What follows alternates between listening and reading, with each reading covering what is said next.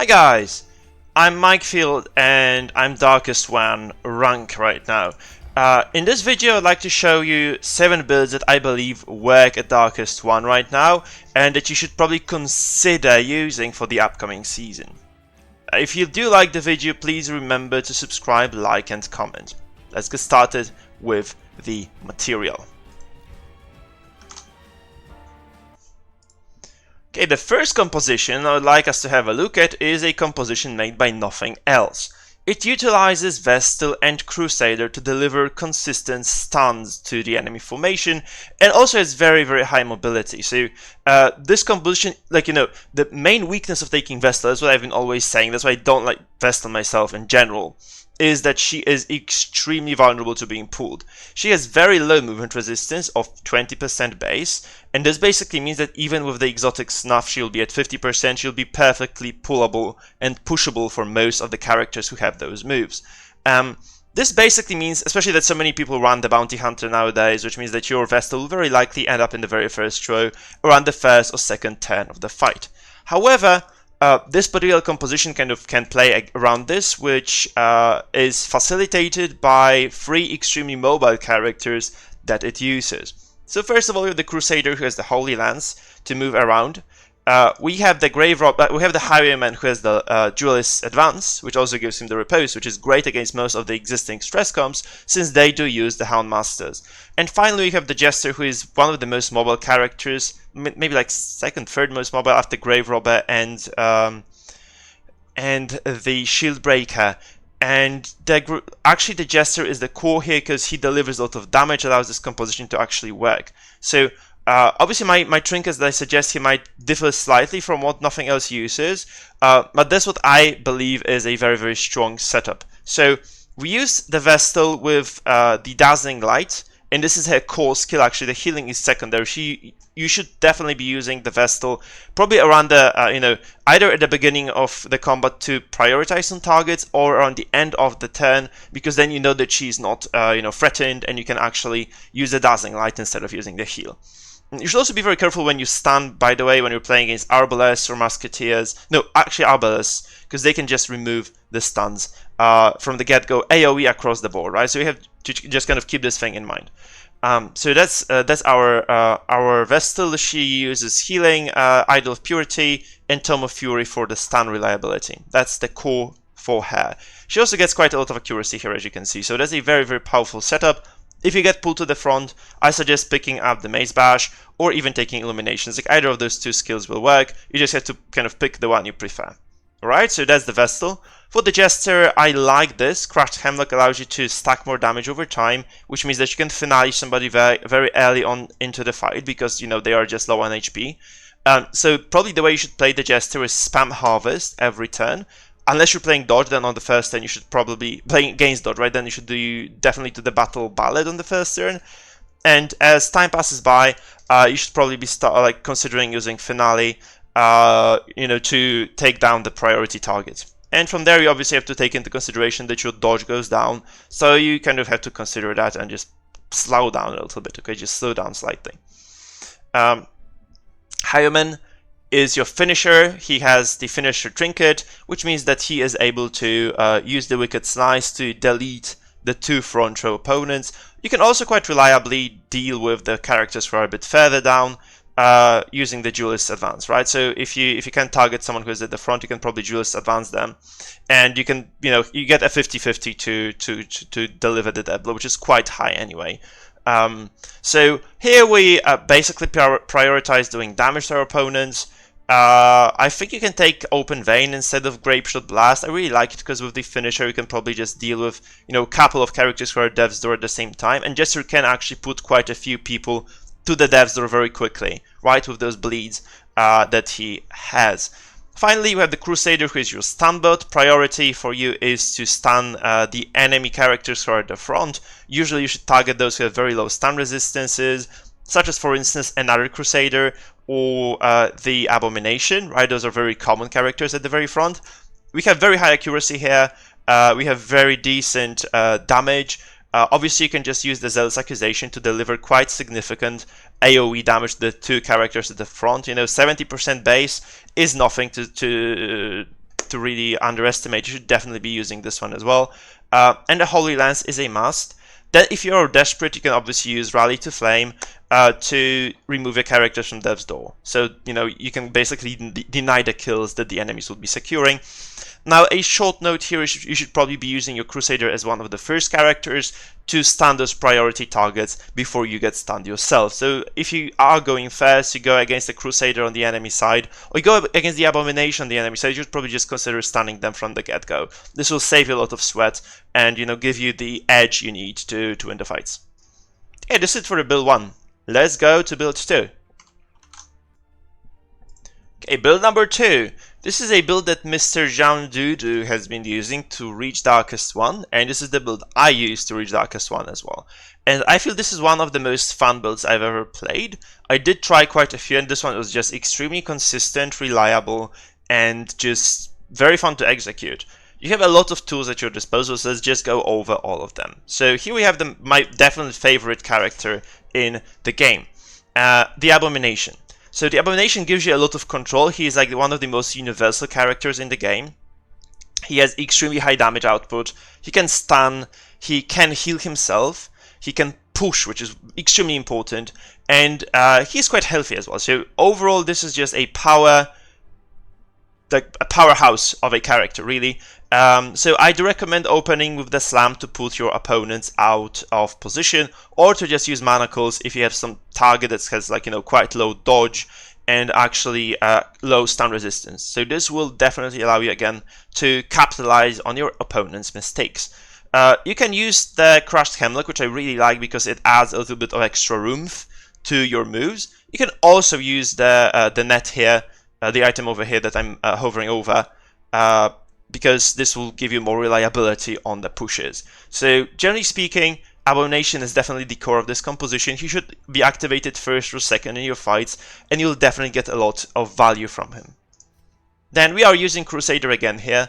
The Crusader is extremely potent because he allows you to basically stun your enemy and control the fights. And with the amount of pushes and pulls you have, especially with the Bounty Hunter and the Abomination, you can get the target into position for the stun and then just land it. So if you're fighting against an Arbalest who you know that can remove the stun, you should probably just drag her first with the Bounty Hunter and then just stun her. And this means that you can multi-stun your opponents on the next turn, probably control the fight way better, just by, you know, stunning the priority targets. And again, we already said this, but the Healing, the Holy Lance, the Zeus Accusation are just all extremely powerful, potent tools, whereas the Crusader has extremely high base values for health, and with these items, and for protection as well, right? So he's extremely tanky, he has very high damage, he has the stuns, like, basically has everything you need. He also has this death blow chance, which is pretty neat, honestly.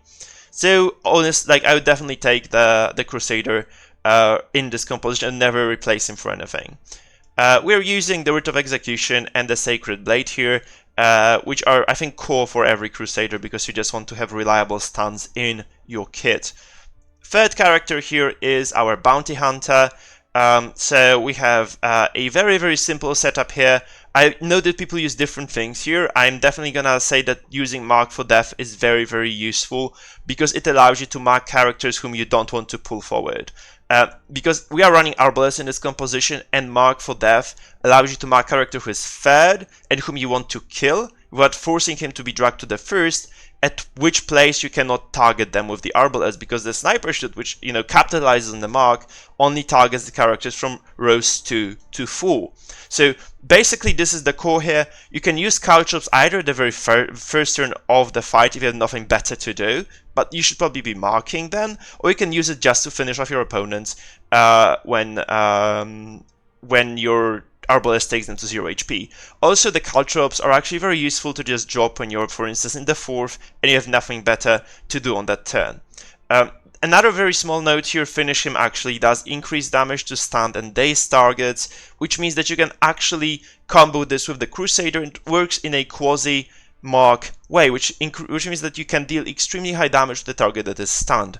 And that's also very useful to remember about. Like dazed as well works here, so if you have like a dazed abomination or a dazed jester, you can just use this ability to kind of combo your opponents down. It's extremely reliable and does very high damage. And obviously the core, it's also a core ability for every bounty hunter, because you use this ability to finish every target that is at death's door, which if they are at the very base 75% chance should always execute them, because you have the 50% death blow here and 25 here, which gives you 75% total.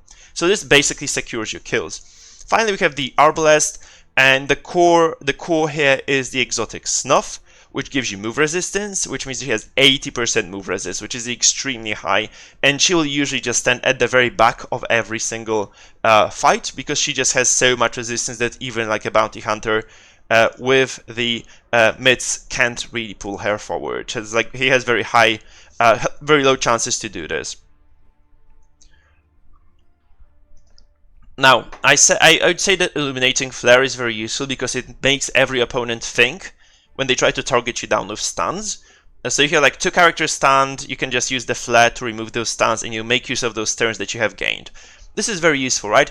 I would always take the bandage as well, because bandage allows you to heal and remove bleed, and this is very cool at those mid-game moments where your characters are low HP and you're trying to keep everybody off death's door. So being, keep enemy, unable to execute you basically. And then we have the Bola, which I feel again is a core ability for the Arbalest, because it really allows you to move your Arbalest back and also deal significant damage and cause some disruption in the enemy ranks. Though you should always remember that this is a composition that manipulates the opponent movements, so you don't want to push 2 characters and, for instance, give a Crusader a spot at the front again, right? So you have to just use this, keeping in mind that you can disrupt your own plans. I did disrupt my plans quite a lot actually with this, so you just have to keep in mind that every Bola shot will knock your opponents back by 1. And this can really mess up whatever you had planned, so just use it with caution, right? Just use this ability with caution. And I think this is it for this build, so let's move on to build number 3. Okay, the third build here is a build that was proposed by Lord Tofik that he uses at rank 1 of Darkest tier as well.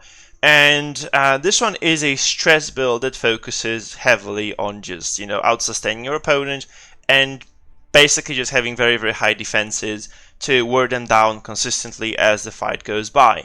And we have the Abomination here again, but in a slightly different setup, where you are using the Padlock and the Wretch's Cloak, and also use some stress item here in the place of the Padlock if you'd like. So the Abomination plays a similar role to the one you had before, where he transforms, inflicts horror on your opponents. With the Cloak, the duration of the horror is a turn longer, so you have horror for 4 rounds total. Obviously this is very, very strong for him, because this means that you deal 8 horror, so 8 stress on 4 characters for 4 rounds. That's a lot of stress, guys. That's really a lot of stress, which basically means that you are very, very efficient. This is a free action because you can just do anything else afterwards. So you can just transform and, like, rake to inflict additional damage. You can push with slam. Overall, Abomination is very high crit chance as well, so you can actually crit your opponents quite often. And this means that you can inflict additional stress this way. I would advise you to basically just switch out of transformation on turn number 2, go to human form, maybe use the manacles then, and on the 3rd turn again go back into the beast form, because this will inflict horror on your opponents again. And this kind of stacks. I think it's about like 200 horror per use of total, like across the board, like 200 stress if all those horror stacks go through. Across the board for the opponent. So like double transform is 400 horror, even more with the Cloak actually, maybe like 450. So you can see over like the duration of a couple of turns, by turn 7 you have dealt a lot of stress damage just passively by using the Abomination. So this is extremely powerful, because this is the ability that allows you to do other things at the same time. And I would just say that you should always be using this on turn 1 and 3 if you're allowed to do this. If you ever play against this build, I would say you probably should try to shuffle the Abomination, or even to stun them to prevent getting the transformation number 2 off, which will definitely be a large obstacle for you if you're playing against stress, because the amount of stress may be insurmountable. The other character that we have here is a Crusader, and Tofik uses very high protection build, so he uses the 35 protection with the Pit Fighter's Helm, which also gives you stress damage dealt. We have the Writ of Execution here again, more stress damage dealt, more accuracy, more damage. This build has quite high damage overall, so you should be able to take your opponents down to 0 HP quite effectively. Then we have the Zealous Accusation. The setup probably remains the same with this very team, because basically like the Crusader has those 4 core abilities, and I feel that like the other 3 are quite subpar, especially that you can obviously buff the Bulwark of Light, but quite a few characters that are very meta are actually able to pierce armor, so I would say that this is kind of secondary. You can try this to find out yourself, but I don't think like giving up the Stunning Blow is worth it, and you cannot give up Holy Lance because that's all your mobility. And the healing also might be indispensable here, so I feel like this is the optimal setup for the Crusader overall. So we changed the stun blade for this. You can see if you actually do not want the stuns, if you might actually want to consider taking this Sacred Blade back into your setup. Then we have the Houndmaster, and there are quite a few possibilities here for you to run the Houndmaster with. So I would suggest running these 2 items, where this one basically allows you to get quite a lot of dodge, guard duration, and this means that you'll have very, very high dodge value overall when you use guard dog, which is plus 20. On top of this is 47 dodge. It's very, very high, so I would say this is probably a good idea to run this. I would take Blackjack here. I would take the Lick Wounds for self-sustain, and obviously Hound's Harry, which is the AoE bleed plus stress, which is extremely powerful. So these are probably the core abilities here. You should be very careful because you can be attacking enemy who is reposted. Not so many people use repose builds right now in the high ranks, so I would say that you have to be just very careful with this so that you don't die. But generally speaking, you should not meet that many grave robbers, you should not meet that many highwaymen or men-at-arms that run repose or are dedicated to using repose. So you should be okay. I don't think like that repose is that effective right now, so I'd say that this is probably a good setup, and you shouldn't worry too much about getting reposted at. Now you should remember that you should be using the guard dog to help characters who are targeted, who are marked, because this basically means that you will be taking those hits. You have very high dodge, so it's very unlikely that they will ever hit you, or it's like kind of less likely anyway. And you have sustain here, so you can just always try to stay alive a bit longer. The secondary option, which is way more aggressive, I've seen, I think I saw Tofik use this, is the Crimson Hook, which adds you crit chance, which obviously can cause your attacks to crit more often, which in turn means that you deal 4 strikes. So you're like about 40% chance or 44% chance to crit at least one of them, which basically means that you will be doing additional stress damage then across the board again, because crits stress everybody, and also stress dealt versus bleeding is very powerful, and bleed skill chance is also good because you'll be slowly wearing your opponents down with this. So I'm not saying this is a bad skill at all. I feel like this is very potent. You should probably consider using this. And again, if you're really desperate, you can use the Blackjack, which delays you a bit with stress damage, but you can disable like a crucial character that threatens your composition's setup, right? And this is something you should probably be using at the end of the fights, where there are like 2-3 characters left, and your Houndmaster has somehow ended up at the front. Alright, that's basically it for this composition, I think. No, actually, no, we have men-at-arms here, and Tofik uses the Pit Fighter's Helm and the Carnival Mask, so this is additional stress dealt. Obviously, Bellow is the bread and butter for this composition. You just use the staple for all stress comps, right? The Men-at-Arms is absolutely indispensable. So he uses the debuff here and also inflicts quite a lot of stress. This helps you kind of deal with those damage compositions. And this might actually be a good idea if you are using Bellow to also maybe take this. So you might consider like removing the Stunning Blow, but you have to take into consideration, and then you kind of lower your potential to control the fights, right? Because like obviously taking the Bulwark of Light and using the Bellow will mean that going against high damage compositions that don't do damage over time will allow you to just stay alive way longer, right? You get the Defender here, and the same deal applies. You have very high protection already with this Defender guard. You will also get additional 30%. and your target will get 30% guard as well, so it's quite retarded like how much this does for you. You just have to keep in mind that, you know, your men-at-arms can also be always targeted down very quickly if people are, you know, I actually had, like, when I was playing Stress, Mark composition was just slaying my men-at-arms easily. So you should just keep in mind that, you know, having the Houndmaster at you know, ready when your man-at-arms gets targeted, marked down, for instance, is not a bad idea. So you can protect him better then.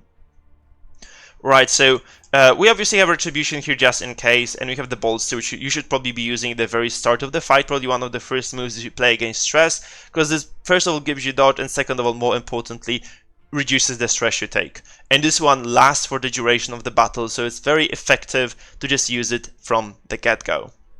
And this is basically it for this build. Let's move to build number 4. Okay, this is build number 4, and this is a build that is a dodge stress build. It's extremely common in the high ranks, and it basically capitalizes on the fact that you can stack extremely high amounts of dodge across the board with this particular setup. So you have the Antiquarian here with the Black Diamond Mirror, which gives her additional 15 dodge, and the Tears of the Lost to increase this restoration duration for her healing vapors, for rejuvenating vapors. And this is a very strong setup. You can obviously try to take the Monkey Spore here as well for her, but they have better uses for the item across the board. So basically the idea of this fight here, of using this composition here, is to, you know, dodge a lot. It's probably my least favorite composition to play, or my second least favorite composition to play, but this being said, it's also quite effective. It plays very slow, the stress damage isn't huge, but at the very same time you're actually able to, you know, get your opponents into a very bad spot very early on into the fight by just out-sustaining them and by creating a lot of opportunities for yourself. Because when you play against a dodge composition, it's extremely hard to predict what the outcome of each of your moves is going to be, and this means that you're basically playing against like a huge wild card, and it makes your planning very difficult, right? So the idea here is that you utilize several tools that increase your dodge, such as, for instance, Man-at-Arms Bolster, the Houndmaster's Guard Dog, which is plus 20 dodge on top of 42 that he already has with this setup, and you use the Shield Breaker, who has 50 dodge base, which is absolutely insane, and can obviously stack a bit more with the Serpent Sway. Now you have quite a few options here. You can use Impale to just put some pressure on your opponents. You should always take Puncture and Pierce, I think, because they're like very versatile. Maybe actually Pierce isn't optimal here. You can just try taking like these abilities. You have to experiment a little bit with this setup, because your core idea here is to kind of not die with the Shield Breaker, wear your opponents down with stress, and just kill them slowly, right? So the idea here is that you just dodge a lot, you just keep yourself alive with effective use of Defender and of Guard Dog, and you just do consistent stress damage across the board, while your Antiquarian probably spams the Rejuvenating Vapors, occasionally adding in the Invigorating Vapors or dealing damage with Festering Vapors when needed. And when she's pulled, obviously you should always use the Take Cover. So if the enemy actually targets her down, you take cover, you go to the very back of the fight, and, you know, you reset the entire arrangement, because not so many characters can actually go through the stealth. So this is the basic setup. Houndmaster's ability to guard for several more turns, so like a turn more, is also very much appreciated here. So this is overall extremely powerful to just stay alive. Although, as you will probably find out when playing this setup, you actually can get extremely unlucky, and then the RNG will just shaft you, and you'll lose the fight because you stop dodging for some reason. So this composition, even though it looks extremely effective, has certain issues. Namely, obviously, the fact that you will be counting on the fact that the RNG doesn't screw you over. And secondly, the huge weakness here is that the opponent of yours might be using a Jester, and Jester can buff, using the Battle Ballad, can buff your the enemy's accuracy by 20, which kind of nullifies the dodge bonuses that you have accrued over, you know, with the use of those items. So the idea here is obviously with each of those characters. So with the Shield Breaker, you are trying to disrupt your enemy as much as you can. You use Puncture to misplace put your opponents out of position, because it pulls by 2 and bypasses the guard. So this is like a skill that you can mess with use to mess with your opponents, basically. You can use either Impale, which is only the frontal attack, or you can use the Pierce to just put some additional pressure on them. This is basically up to you. It's a matter of preference, I feel, with the Shield Breaker. You can use Expose to stack stress on opponents if you're trying to focus somebody down. It also moves you back by one spot, which you might find useful sometimes. And finally, we have the Serpent Sway, which is the ability that gives you bonus dodge, which I think you could use at the very start of the fight for the very first time to add those 15 points of dodge. On top of everything else, you could gain like up to 85 dodge total, which is absolutely insane. Or you can use it at the very end of the fight when you have the, when you're like 1v2, sometimes this happens. You're 1v2 as a shield breaker against multiple characters. You can still win actually because the shield breaker's dodge allows her to survive extremely long when paired with the Aegis that you gain twice. So you can use this twice to basically just extend your lifespan and potentially win the fights that seem to be unwinnable, right? So I'd say this is a very, very strong setup for her. You can see here that we're using the shield spike for attribution. Since this is one of the most vulnerable characters on your team, he'll be very likely to get focused first. So you are using the shield spike here to basically just counter that, right? So you have riposte here then, and you are doing like damage for every single time they try to target you down, and Pit Fighter's Helm gives you some additional survivability. Right, so you can probably use Retribution first if you feel that your Man-at-Arms is going to be targeted from the get-go. You can probably just wait if you're playing against Markham to see whether Defender might not be worth using. And Bella obviously just, adds the stackable debuff to your enemies, which means that they hit for less and less with every single turn. The setup here was already discussed, so there is no need to talk about this. We have talked about Antiquarian. I think like many good players prioritize the use of Rejuvenating Vapors because this just gives you extreme survivability. And you have to remember that even if your character is stunned, you can just activate them. If they have the regen stacks on them, they will heal. So this is extremely powerful in this regard. So you can stay alive way longer than you would suspect with this particular setup. You have to keep in mind, however, this is the only source of healing you have on this composition, so you should be very careful and just, guard on time. Because if you don't guard on time, obviously you have the lick wounds here as well, but if you don't guard on time, you're usually just screwed. So just remember that this composition is very strong, but it's also extremely volatile, because if you get unlucky or you forget, you mess up like certain order of skills, you have to predict what your opponent is gonna do, right? So if you mess up and you don't predict that you will get hit and you get smashed, then you probably just lose the fight straight away. So yeah, that's the thing about dodge compositions overall. And this being said, let's move to the next composition, which also features dodge. Okay guys, this is composition number 6, I believe, and this is a comp that uses the build by Ludic Savant. And I played this on stream and I really hated it. Personally, I really hated it, especially because it was very, very slow of a build. And let's say like this, I don't feel this is the most pleasant build to play or play against. Again, we are using a build that facilitates a lot of dodge. The only significant change that we have made here is switching the Houndmaster for the Jester, which puts additional kill pressure on your team. And obviously, since you're playing with very high dodge overall, this means that you just get, to reap the rewards of that, right? So instead of focusing on stress here, we are just focusing on dealing damage. And we do it by spamming the Harvest with the Crushed Hemlock on the Jester. And this does significant amount of damage over time, with very high regen again of the Antiquarian, and very high dodge that you just gain from the base stats, from the trinkets, and from the bolster. You should be able to just prevail in most of the fights. Again, the Man-at-Arms will be using the Shield Spike for retaliation, and it's very powerful, right? Because you just, again, are very likely to get focused on the Man-at-Arms first. So you just have to keep that in mind.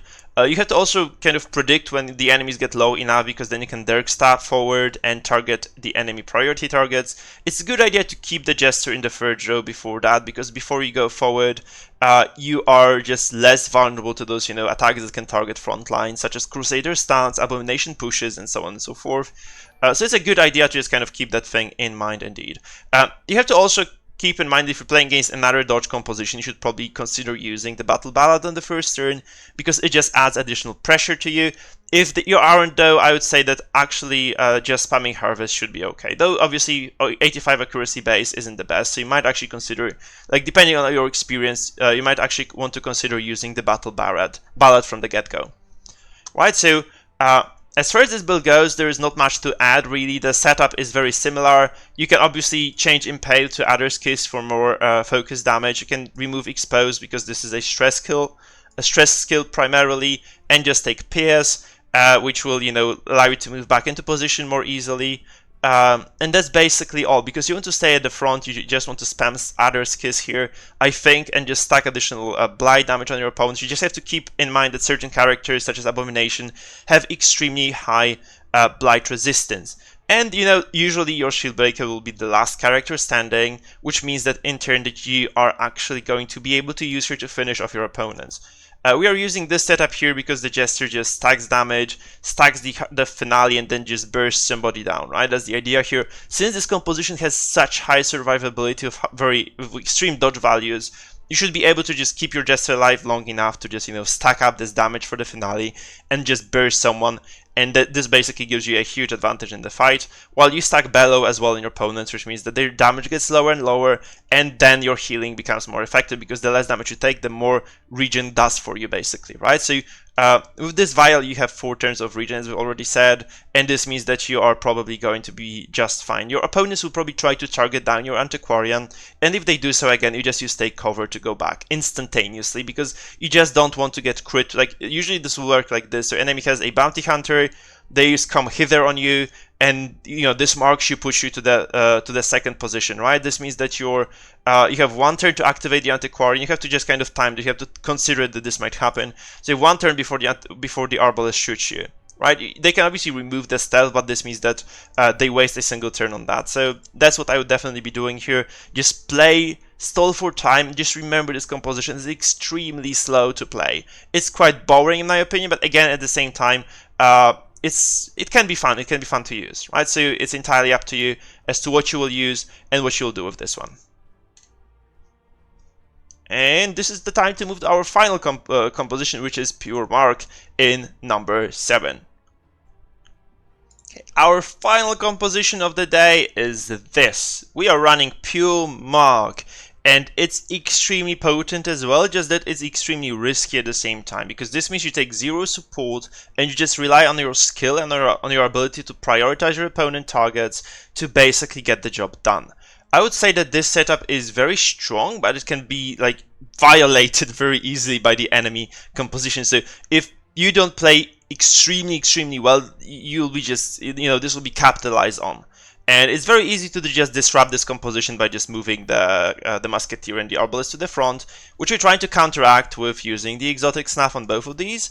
We're using the bonus mark items on the Musketeer and the Arbalest. So this is, by the way, guys, this is not my favorite composition personally, because I just smash those guys. I smash mark, but you don't have to, like, you are not gonna get smashed by every single composition, right? This is just the better you play, the better you execute your moves, the more confident you are, the better you are at prioritizing your targets, the better this composition will basically do.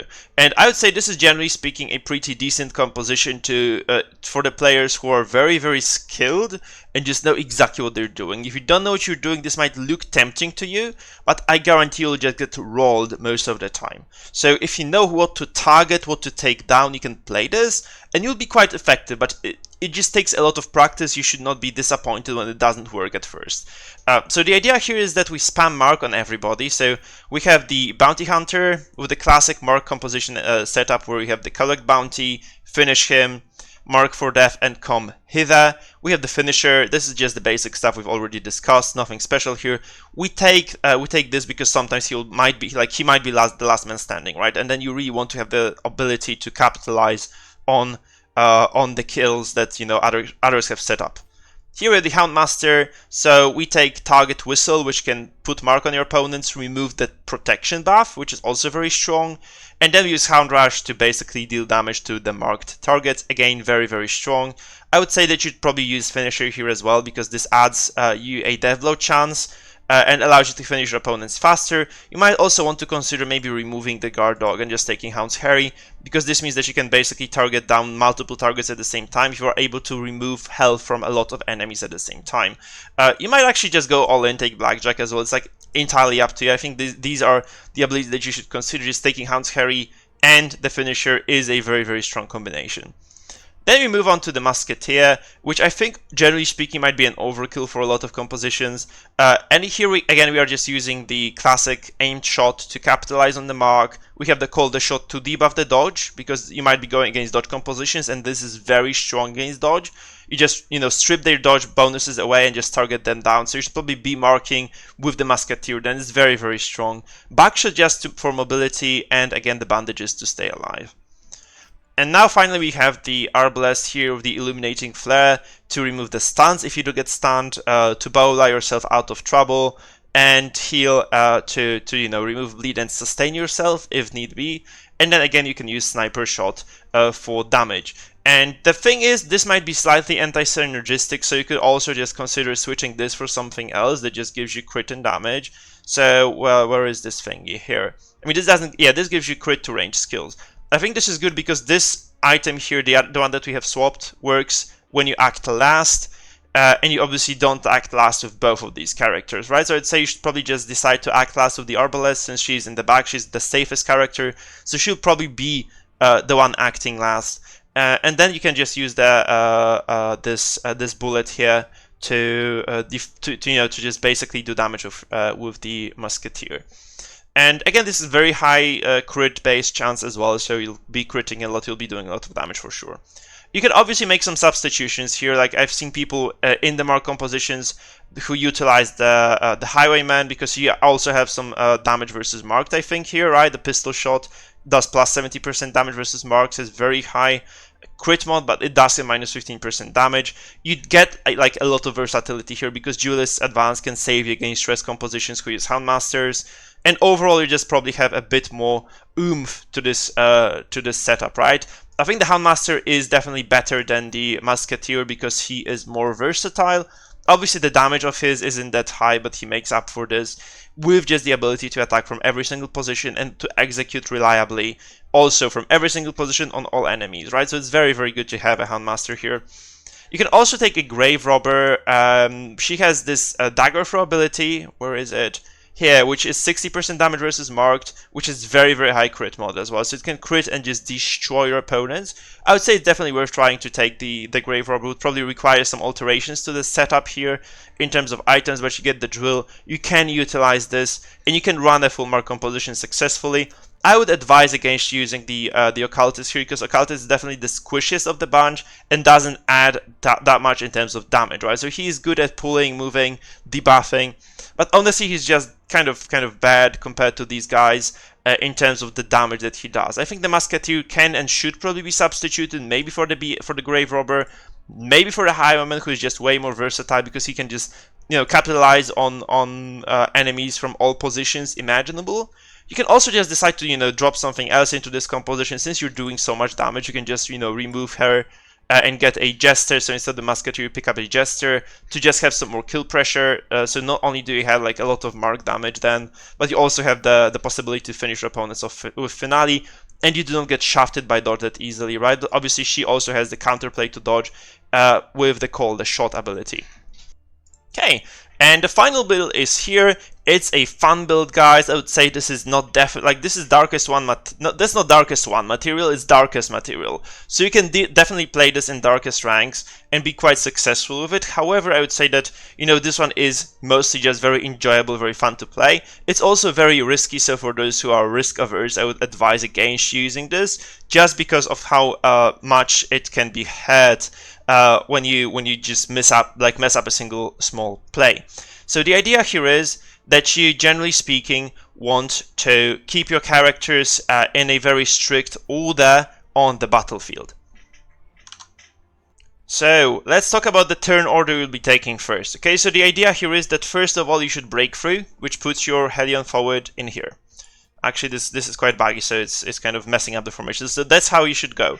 So you go with Hellion forward, then you lunge with the Grave Robber, then you Dirk Stab with the Jester, and then you basically have almost reset this entire setup, right?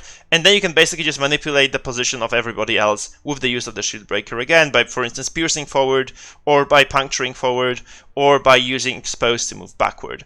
And in this particular composition, actually using Expose is a very, very good idea, because it increases the enemy's crit receive chance, and with your characters have very high crit chance and very high crit mods on their abilities, this one will make you have a field day against them. So overall, I think this is a very, very potent composition. Let's have a look at the items on your guys. So first of all, Cloak and Dagger, and the well-balanced Stiletto on the Grave Robber. Obviously, you can probably try to substitute one of those items, preferably I think the Stiletto, for an item that gives you dodge, so for the Monkey's Paw. But you're actually using the Monkey's Paw here on those two characters, so probably you don't have that luxury anymore. However, this is very overall, this is very strong, and it allows you to deal significant amounts of damage with this character, right? If you are using your skills, if you're rotating your skills correctly, you'll be basically just indestructible with the bounty, with the Grave Robber. So we have the Shadow Fade here. If you end up in the position at the front where you don't want to be, you can Shadow Fade back, and it's actually very good for you because it doesn't waste your turn. Unlike Antiquarian's ability, this one actually gives you a lot of crit and a lot of damage. Look at this, 100% more damage. So if you use this ability and just use any other skill next turn, it's basically almost twice as efficient or twice as efficient, right? With the crit bonus, it just really, really works very, very well. You can also deliver death blows when stealth, so this is like this additional bonus. But generally speaking, you can basically just go forward with lunge, then you can use Shadow Fade to go back, then you can use flashing daggers to deal additional damage to your opponents, with a crit probably, and this will again buff your melee damage. You can lunge again. Another useful skill for her is the pick to the face, because if you have high protection opponents, this ignores their protection altogether. So this just doesn't care about protection, it just goes right through it, and if you're smashing like a Crusader or like a Man-at-Arms, this one destroys them, really destroys them. So it's a very, very nice ability. Now we go to the Hellion. I'm using Executioner's Halberd. You can obviously just use the finisher. This one is a bit more risky, but also gives you a bit more oomph, which you really want with this composition, because you need to destroy your opponents as quickly as possible, right?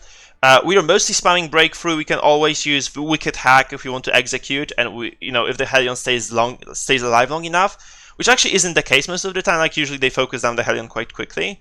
But even if you get like 2 breakthroughs or 3 breakthroughs, this is already just 6 stacks of blight across the board on the enemies. Like 3 opponents just get this blight going on them, and it's just really good.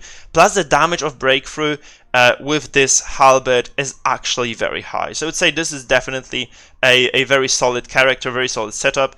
You can obviously trade this, the Yorp, for I don't know why I'm actually using this here, for the Iron Swan, which means that you can execute the back row characters from the front, or for the Bleed Out, which is also quite decent, which allows you to stack additional bleed on your opponents and also remove some of their death blow resistance. So you can also probably try to play with this, since this composition is very short on healing. You can just try to play with Adrenaline Rush to just get some, additional survivability and damage. So overall, I think this is the one of the core characters here, because you'll be just dealing a lot of damage with breakthroughs.